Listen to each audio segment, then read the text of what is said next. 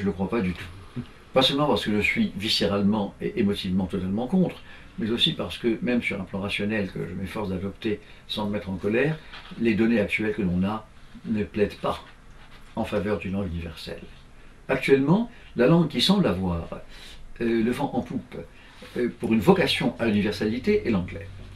Bon, c'est-à-dire qu'il se répand à grande vitesse dans le monde entier et il a apparemment, comme c'est qu'une apparence, le visage d'une langue à vocation universelle.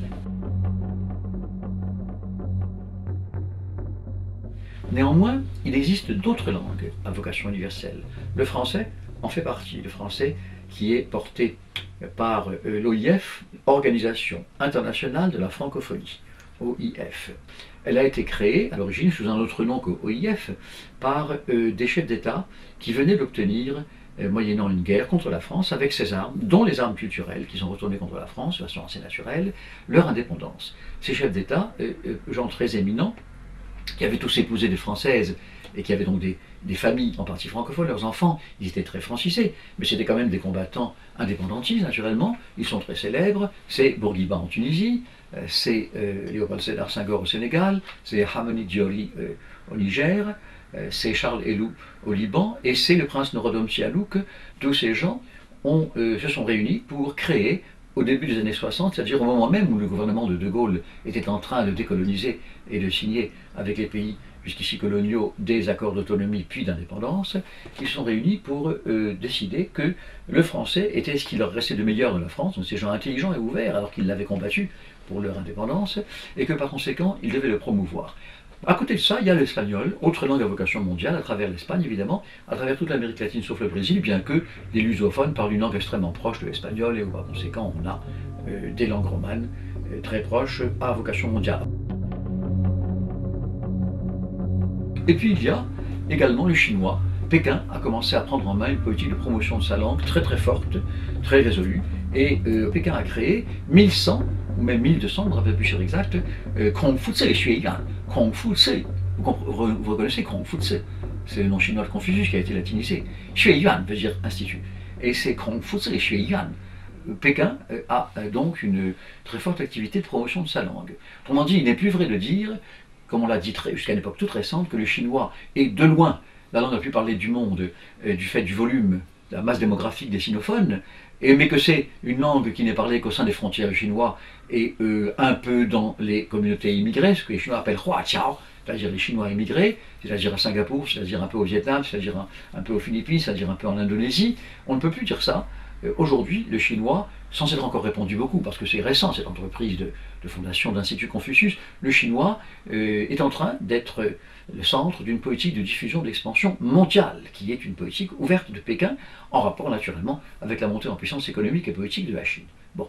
Donc voilà, il y a l'arabe qui a une très grande diffusion, au moins à travers l'islam, puisque bien que tout le monde sache que les musulmans de tous les pays autres que le Proche-Orient, qui sont des pays islamisés, ne lisent pas tous le Coran en arabe.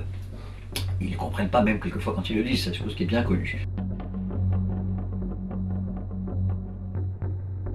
L'arabe est une langue à très grande diffusion à travers l'islam, mais pas toujours aussi forte, d'autant plus que l'arabe que l'islam répand, c'est l'arabe littéraire que personne ne parle, que même les gens des différents pays arabophones qui ne parlent leur dialecte ne parlent pas comme langue de la conversation courante. Bon.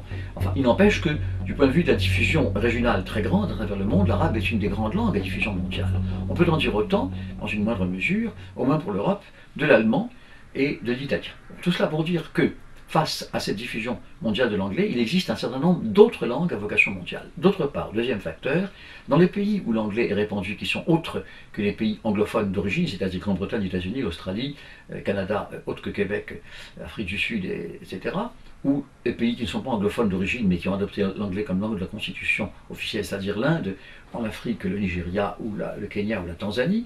Dans ces différentes zones, eh bien, l'anglais est parlé de façon de plus en plus diversifiée, il se créolise de plus en plus, et par conséquent, sa domination mondiale pourrait très bien un jour se résoudre en une diversification de plus en plus forte, ce qui est donc mon deuxième argument de réponse sur le problème de sa vocation à l'universalité. Il est aussi, disons, exposé à une très forte diversification.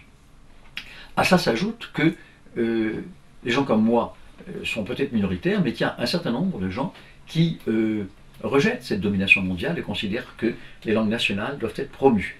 Et puis, des événements politiques aussi sont favorables à la naissance de diversification de la langue. Justement, l'écroulement, la dislocation de l'Empire soviétique, même s'il la déplore, je vois, sans m'en réjouir spécialement, mais ça appelait à ce week-end à diversité, que les langues de pays qui appartenaient, qui étaient des républiques soviétiques, qui appartenaient aux 15 républiques soviétiques jusqu'à 1990, sont promues de plus en plus fortement. Les 3 langues des pays baltes, c'est-à-dire estonien, lituanien et letton, le moldave, c'est-à-dire une variante de roumain en Moldavie, et les langues de l'Asie centrale musulmane, qui étaient des républiques soviétiques jusqu'à 1990, c'est-à-dire le kazakh, le kirghize, l'ouzbek, le turkmène et le tadjik.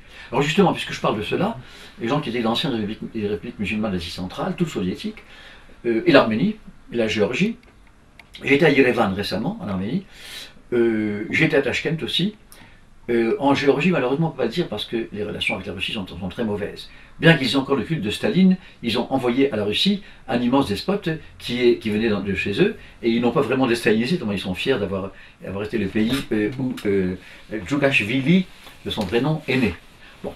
Mais j'ai constaté que dans les pays musulmans d'Asie centrale, ex-soviétique, et dans l'Arménie ex-soviétique, du point de vue linguistique qui m'intéresse, eh bien, ils sont encore, même ceux qui ont moins de 40 ans, croyez que ce serait seulement cela, ils sont encore en général très largement bilingues.